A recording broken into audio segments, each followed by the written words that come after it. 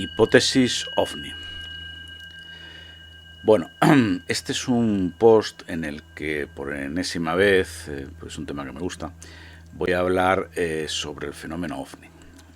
Y creo que voy a hablar bastante más sobre ello, no solamente en este post. Ya lo he dicho en más de una ocasión. Me parece que los OVNIs son el pilar central del misterio.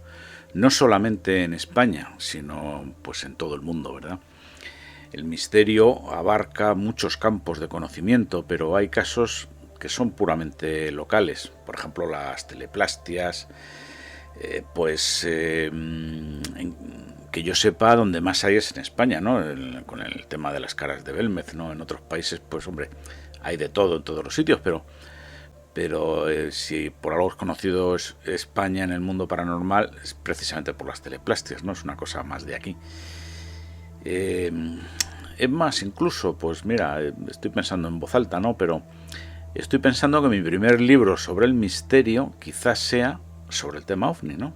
Estoy dándole vueltas a escribir un libro sobre ello, porque la verdad es que se puede escribir y mucho. O sea, mi planteamiento, os adelanto, sería el siguiente. Es evidente que esto, a ver, es una investigación pues para hacer un ensayo, ¿no? El libro sería un ensayo, ¿no? No sería otra cosa. Es decir, si lo queréis llamar así, pues una investigación de salón. Y es verdad, no lo niego. Porque de investigaciones de campo, in situ, para visitar innumerables testigos, de esas hay ya muchísimas, todas las que queramos. Excelentes investigadores se han dejado la piel en muy loables viajes, persiguiendo los ovnis durante miles de kilómetros y algunos hasta 100.000 o 1.000.000, no sé, para hacer un concurso, ¿no? de kilometraje, y luego pues lo han plasmado en libros, de los cuales la verdad es que tengo bastantes, muchos en papel y bueno, cientos y cientos de ellos en electrónico, ¿no? Pero mirad, con todos los respetos, en lo que fallan es en la interpretación. Es decir, es el eterno binomio casuística versus interpretación, ¿no? En arrojar luz sobre un fenómeno que, si no puedes hacer ese trabajo de estructuración, de puesta en común, de análisis, pues al final lo que tienes es una suma teológica de casos y casos y más casos, la famosa casuística, que es adorada por estudiosos como por ejemplo Santiago Vázquez, pero que si no dotas de una metaestructura a esa casuística, pues lo único que tienes es el vacío. Y esto se ve clarísimamente, por ejemplo, en el libro Mis primos, de JJ Benítez, título desafortunado, vuelvo a insistir. De un libro, bueno, pues que es precisamente eso, un catálogo de casos, una enciclopedia de casos. Yo lo compré, y en cuanto salió y lo leí, precisamente por eso, porque era una enciclopedia de casos pues muy usable, ¿no? para postear.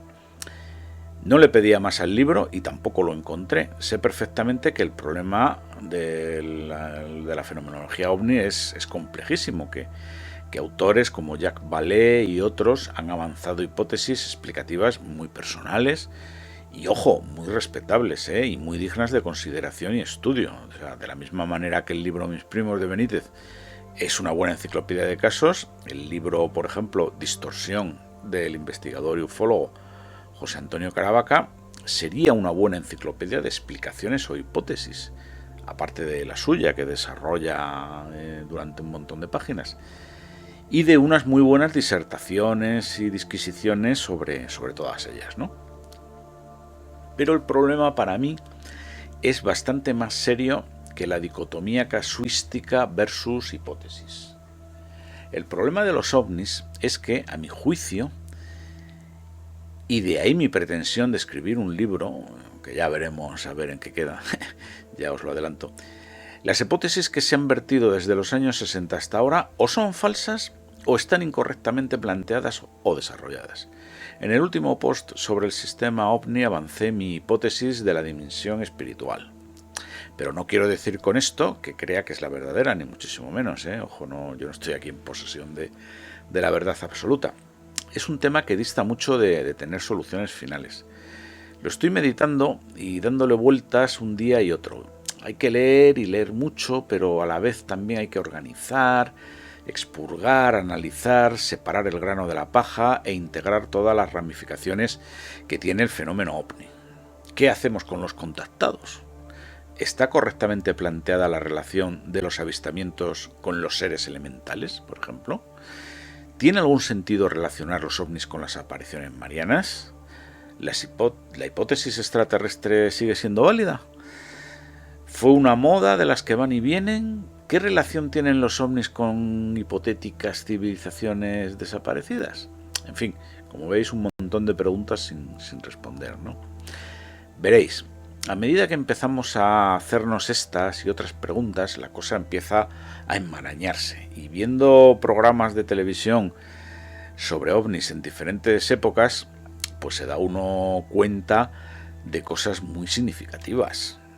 He estado viendo excelentes programas del divulgador del oculto, el doctor Jiménez del Oso, pues hechos en nada menos que en 1977, ahí es nada, Otros de los años 90, con investigadores más jóvenes. Y en todos ellos, los investigadores pues tenían el prejuicio un poco de su tiempo. En los años 70 la gente era muy crítica con la Iglesia y tendían a decir los investigadores que las apariciones marianas eran realmente avistamientos ovni. En los 80 y en los 90 se puso de moda lo fantástico y lo onírico, con películas pues como Cristal Oscuro. Y los investigadores aventuraban hipótesis como que los ovnis estaban detrás de las apariciones de seres elementales o feéricos. A ver, yo no estoy en contra a priori de ninguna hipótesis. Como esto es un misterio y no hemos llegado nunca a nada concluyente, pues cualquier hipótesis puede ser verdad, no lo sabemos. Pero lo de los elementales me parece sencillamente ridículo, así a priori, ¿no? Aunque luego puedo tener algún prejuicio sobre ello, como veremos hacia el final de este post. Esto se debe a la falta de preparación y de formación de los investigadores. Y cuidado, yo no los culpo a ellos, en absoluto. Yo me identifico con ellos. Como el problema ovni jamás ha sido abordado ni por la universidad ni por investigadores serios que le dieran el marchamo de honestidad y de criterio contrastado, pues al final, ¿quiénes son los ufólogos, los que estudian los ovnis? ¿Quiénes son? Pues son gente normal, del común, con sus profesiones y su poca, mucha o limitada formación. Gente con más entusiasmo que cualidades intelectuales para abordar el estudio de este fenómeno. Como la ciencia oficial ha estado burlándose de la ufología durante décadas, el resultado ha sido, pues una legión de ufólogos voluntariosos, entusiastas, pero con una deficiente o incompleta preparación. Además, se ha dado lugar a que este campo se infectara de gente con túnicas, iluminados y timadores que han acentuado aún más el rechazo de la comunidad científica y académica hacia el problema de los no identificados. Bueno, ahora esa comunidad científica y académica pues se tiene que tragar sus insultos porque son los mismos poderes públicos los que de alguna manera los están invitando a estudiar los ovnis y dar algunas respuestas. Veamos algunas hipótesis. Por ejemplo, tenemos al bueno de Patrick Harpur que en su Realidad Daimónica nos dice que los ovnis y sus tripulantes son seres que de alguna manera han existido siempre y que lo único que hacen es cambiar su apariencia física ante los hombres para adaptarse a cada tiempo y a cada época. Bueno, esto es un tópico que se ha repetido muchas veces por varios autores. Es difícil desmontarlo porque si algo tienen los ovnis es que no hay dos avistamientos iguales y no hay dos humanoides iguales. Los ovnis y los avistamientos cambian, ¿de verdad cambian? Luego es que lo hacen para adaptarse a nosotros. Hombre, pues no, o al menos no necesariamente. Es lo que se llama una explicación ad hoc o para el propósito, para este propósito. Una ocurrencia, vamos. Algo que yo suelto sobre la marcha y que podría explicar el fenómeno, pero que tampoco se pueden aportar muchas más pruebas. Podría explicarlo o no explicarlo. O sea, eso es una explicación ad hoc. De todas formas, con esto, que no se entienda que yo descalifico a nadie, por supuesto, ni siquiera lo critico. Esto es un misterio y todas las aportaciones son valiosas. Es más, recomiendo la lectura del libro Realidad Daimónica. Luego, por ejemplo, tenemos al escritor e investigador contemporáneo David Cuevas, que confiesa, que él mismo lo dice, ¿no? No estoy inventando nada, confiesa que no sabe qué son los ovnis, ¿vale? No sabe de dónde vienen, ni qué es lo que quieren. Eso sí, una cosa sí tiene clara David Cuevas, y es que los ovnis nos tienen confundidos. Y ahí parece terminar el sesudo análisis del problema. Pues ¿qué queréis que os diga? Un poco pobretón, ¿no? Si resulta que desde el caso Humo, allá por los albores de los años 50, hasta las oleadas ovni de los 70, pasando por insignes ufólogos y divulgadores del misterio como Rivera, JJ Benítez y Jiménez del Oso, después de miles de horas de debates, cientos de libros y vidas enteras gastadas en el estudio de este fenómeno, la conclusión de un investigador contemporáneo es que nos tienen confundidos, pues mira, esto es que no hemos avanzado nada entonces, ¿no? Tenemos también a Ignacio Darnaude, que sostiene en su principio de elusividad cósmica que no existen los casos ovni perfectos, que todos tienen fallos. Bueno, este hombre, Ignacio Darnaude, es un gran investigador, ojo, y un estudioso del fenómeno ovni natural de Sevilla, ya tristemente fallecido, que es autor ni más ni menos que de más de 300 hipótesis sobre el origen de los ovnis. O sea, no es que sean suyas, sino que él las ha recopilado y estructurado. Sorprende la dedicación y el trabajo de años de gente pues que no dejan de ser particulares que investigan absolutamente en solitario. Tenemos, por ejemplo, a Scott Rogo. Este es un personaje peculiar, ¿verdad? Este es un parapsicólogo, pero que, fijaros, fue asesinado, fue apuñalado, y jamás encontró al autor del crimen. Es una muerte un asesinato que permanece irresuelto a fecha de hoy. Pues como digo, fue investigador sobre parapsicología y ovnis, natural de California.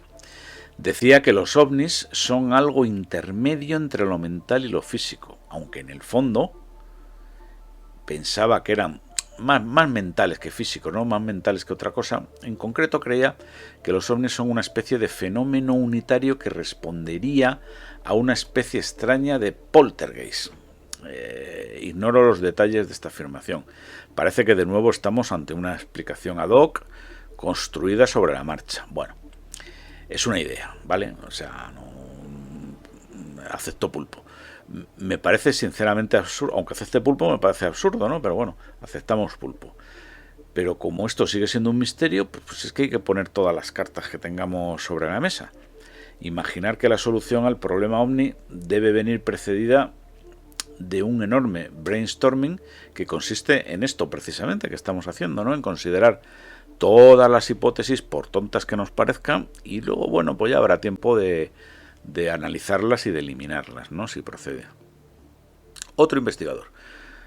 Para John Mack, doctor por la Universidad de Harvard, ni más ni menos, el fenómeno ovni procedería de una realidad sutil, estoy utilizando sus palabras, de una realidad sutil que puede manifestarse en el mundo físico por mediación de una fuente que por su propia naturaleza no puede proporcionar evidencias o pruebas sólidas que satisfagan las exigencias metodológicas de los escépticos. Toma ya. ¿Vosotros os habéis enterado de algo? Yo tampoco. Y ojo, es un doctor por la Universidad de Harvard. A ver, no hay que culparle, porque todos los que hemos abordado este tema estamos igual de perdidos. Cada uno hace lo que puede y aporta lo que entiende que es lo mejor. Muchos investigadores, a tenor de la disparidad de los encuentros cercanos ovni, recordad que no hay dos avistamientos iguales, que no hay dos encuentros cercanos iguales, bueno, pues intentan dar una explicación, ¿cómo diría yo? Psicológica, semi-espiritual, no sé muy bien cómo definirlo. El caso es que ellos piensan que sea quien esté detrás del fenómeno ovni y ante un avistamiento, se producen los siguientes dos pasos o fases. Primero, la causa del fenómeno accede a nuestra mente y su contenido, es decir, sabe quiénes somos, cómo pensamos, qué intenciones tenemos y, lo más importante, cómo vamos a reaccionar. Y segundo, En función de esa lectura de la mente que nos han hecho, la causa del fenómeno ovni, bueno, pues ejecuta una performance, una actuación, una representación adaptada a las características de nuestra psique que ya conoce. Así, por ejemplo, pues aterrizará, dará vueltas por el cielo, hará una abducción, se mostrará como una nave o como una luz, hará determinadas piruetas, se bajará un ser o un humanoide y se mostrará o hablará, en fin, las posibilidades son tantas como los casos. Hombre, pues como intento de explicación no está mal, podría adaptarse a los hechos. Es un tipo de explicación que no es ad hoc, es más bien una interpolación, una regresión lineal, ¿vale? El investigador, ante la nube de puntos que son los casos y sus circunstancias, bueno, pues traza una línea que une esos puntos y ante el dibujo resultante dice, esta es la solución. ¿Problema? Pues que no es una solución, esa no es la solución, es simplemente unir los puntos.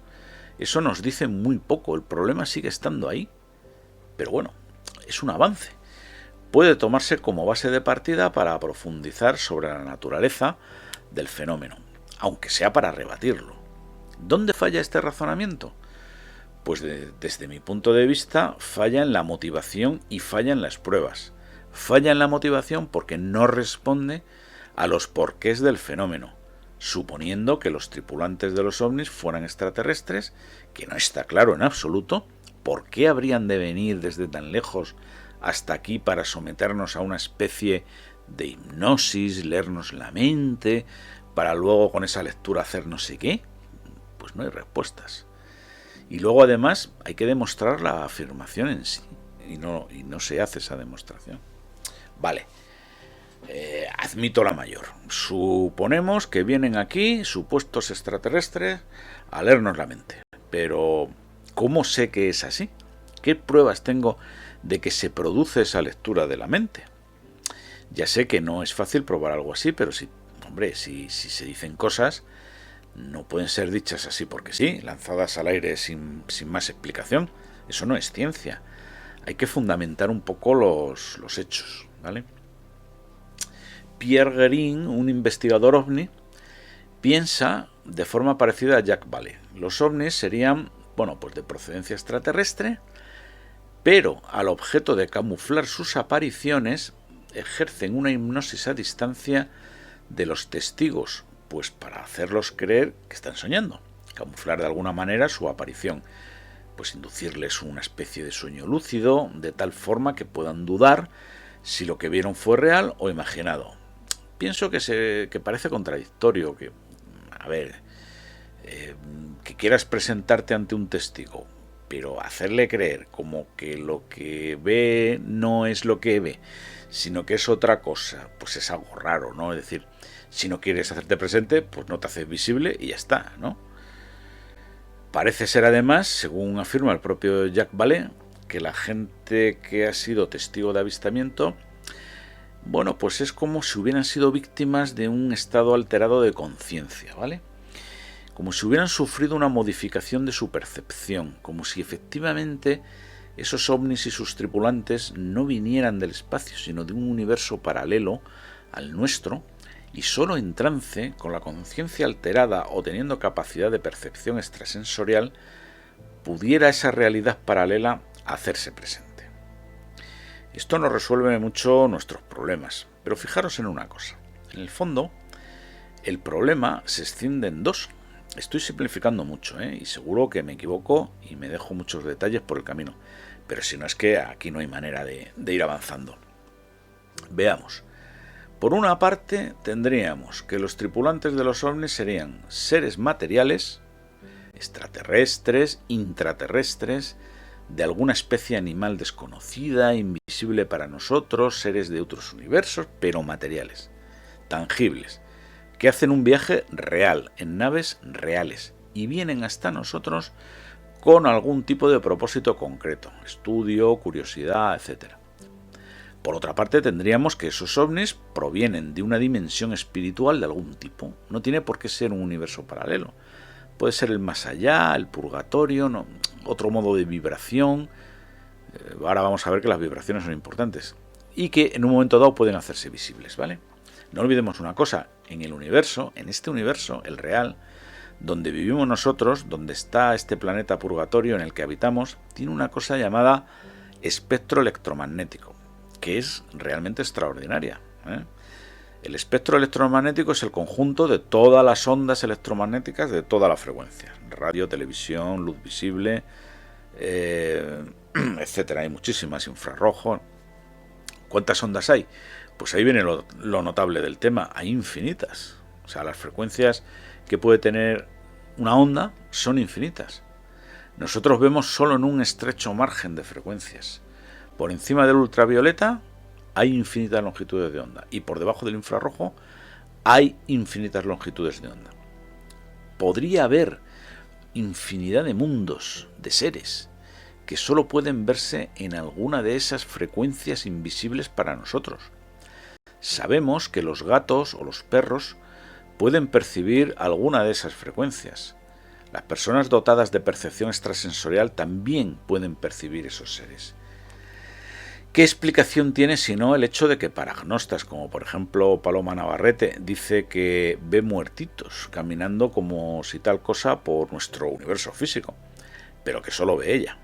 La misma consideración puede hacerse de otro paragnosta como Aldo Linares, por ejemplo, que parece que accede a un mundo que solo ve él y los que tienen sus mismos poderes, porque son eso, poderes, vamos a llamar a las cosas por su nombre.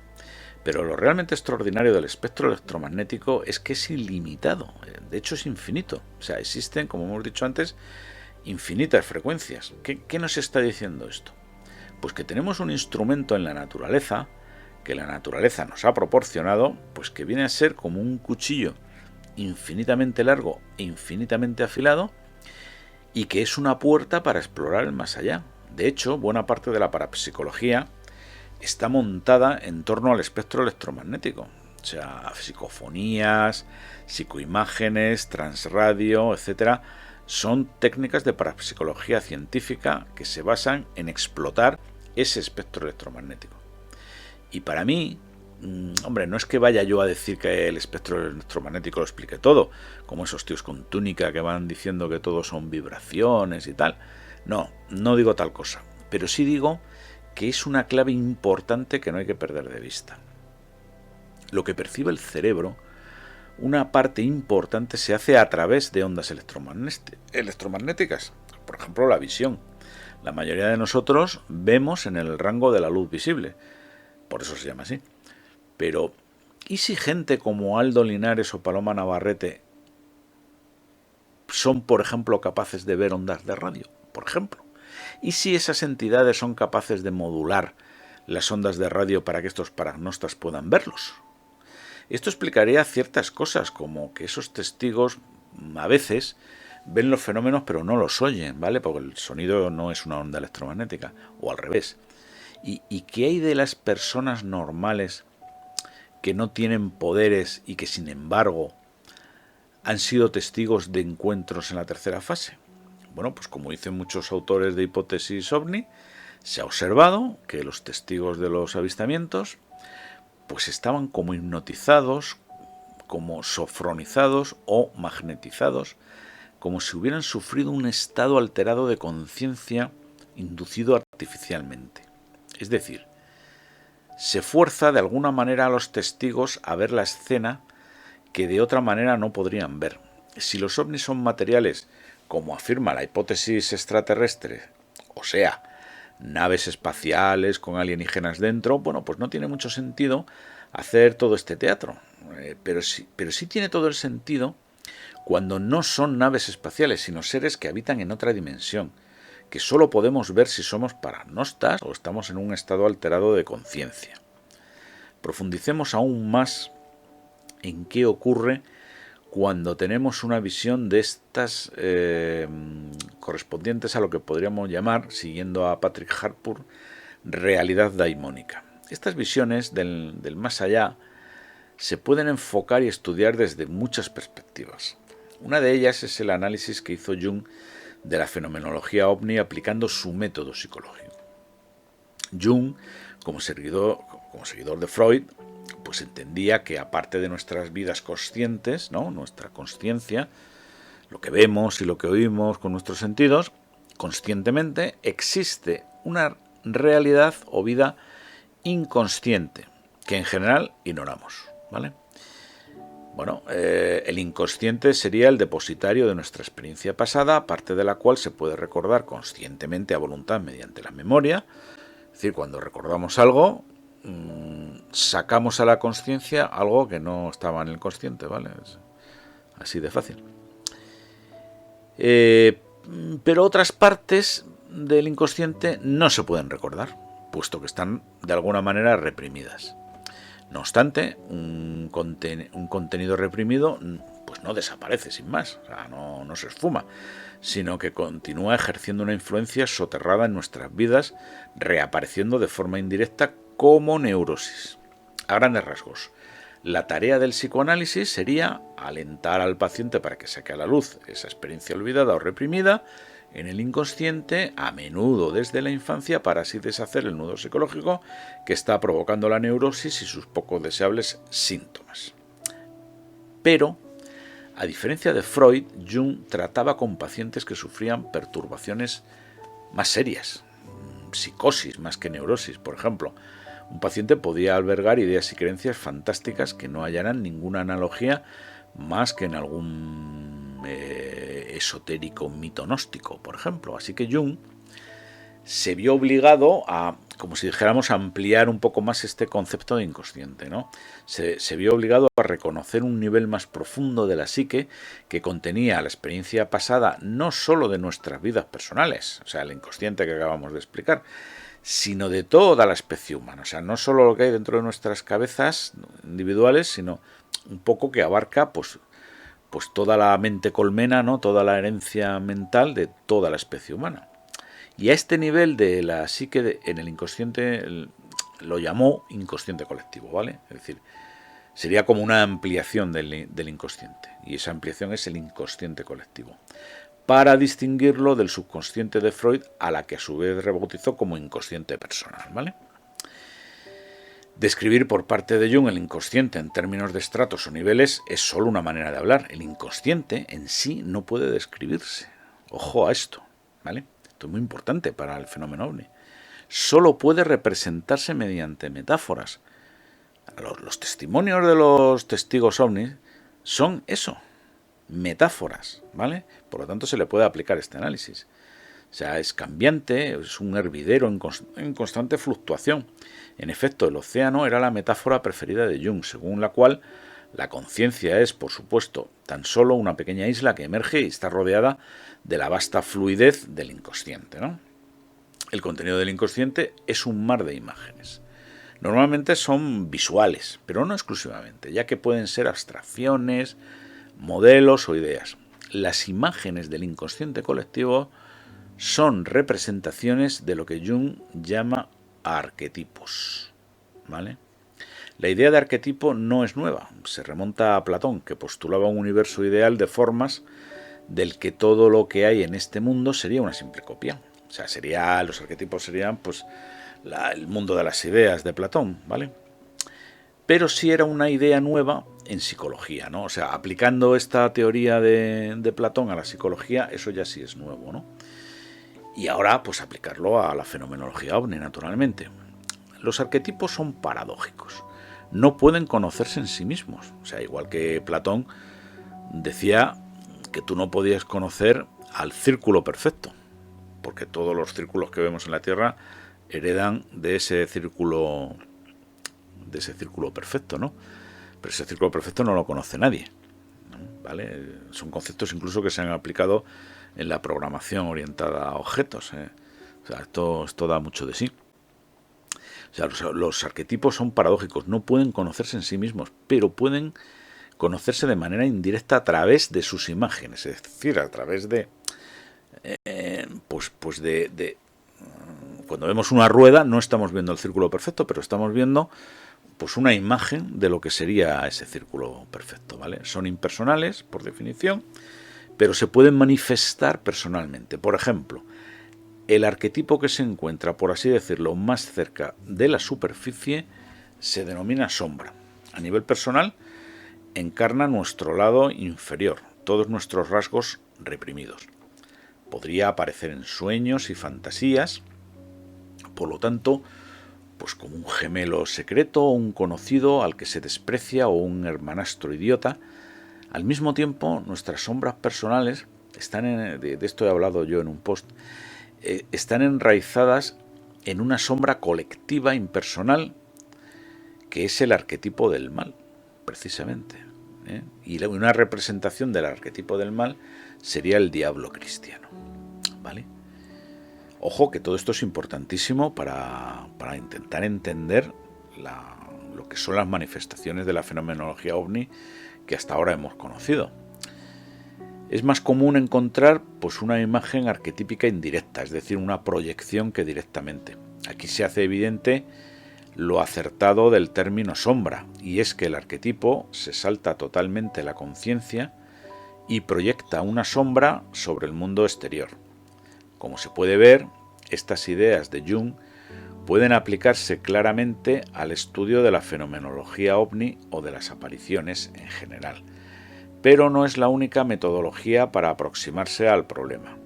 Por ejemplo, si el testigo tiene creencias religiosas, pues dispone ya de una cosmogonía previamente pregrabada en su cerebro y se sentirá tentado a describir el avistamiento o encuentro cercano en función de esas creencias religiosas.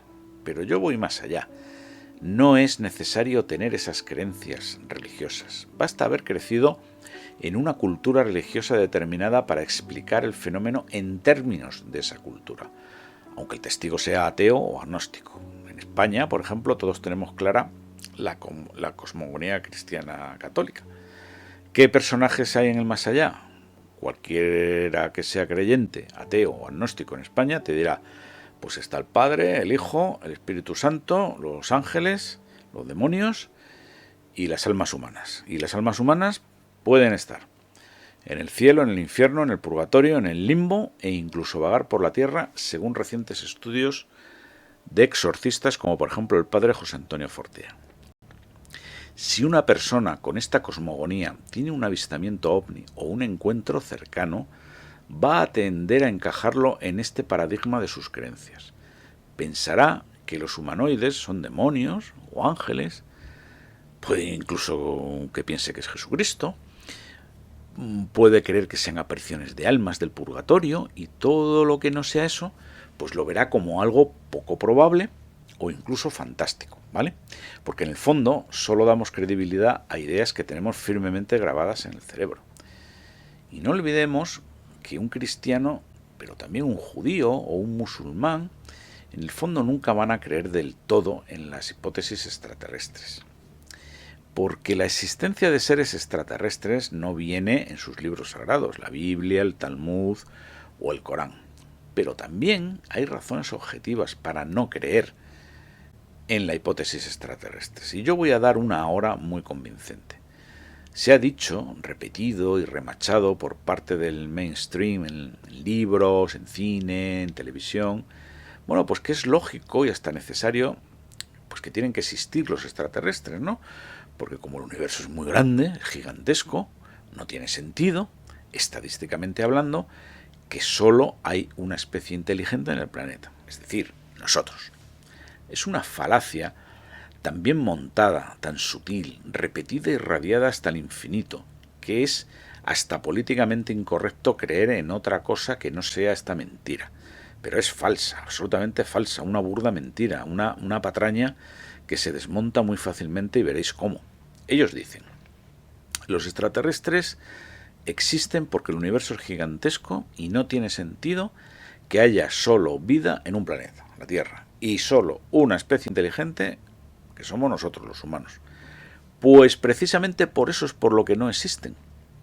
Como el universo es muy grande, enorme, gigantesco, si fuera verdad que hay más especies inteligentes, pues serían muchas, muchísimas, precisamente por su mismo argumento, por estadística. Pero precisamente por eso, porque deberían ser miles de millones de especies inteligentes en todos los estadios de desarrollo, ya deberíamos haber visto algo. Y no hemos visto absolutamente nada, ni rastro, ni un tornillo, ni una bacteria, ni una mínima señal de radio, ni la más mínima anomalía de nada. Estamos solos, absolutamente solos. Y si la hipótesis extraterrestre es falsa de toda falsedad, ¿qué hipótesis o grupo de hipótesis nos quedan? Pues lo que yo he llamado la dimensión espiritual. Universo paralelo, otro universo que hemos dado en llamar más allá, que conformamos con ciertos habitantes en función de nuestras creencias religiosas, pero que bien pudiera contener muchos más habitantes desconocidos, seres feéricos, daimones, y otros absolutamente desconocidos para nosotros y que solo los hemos atisbado en nuestras pesadillas más oscuras.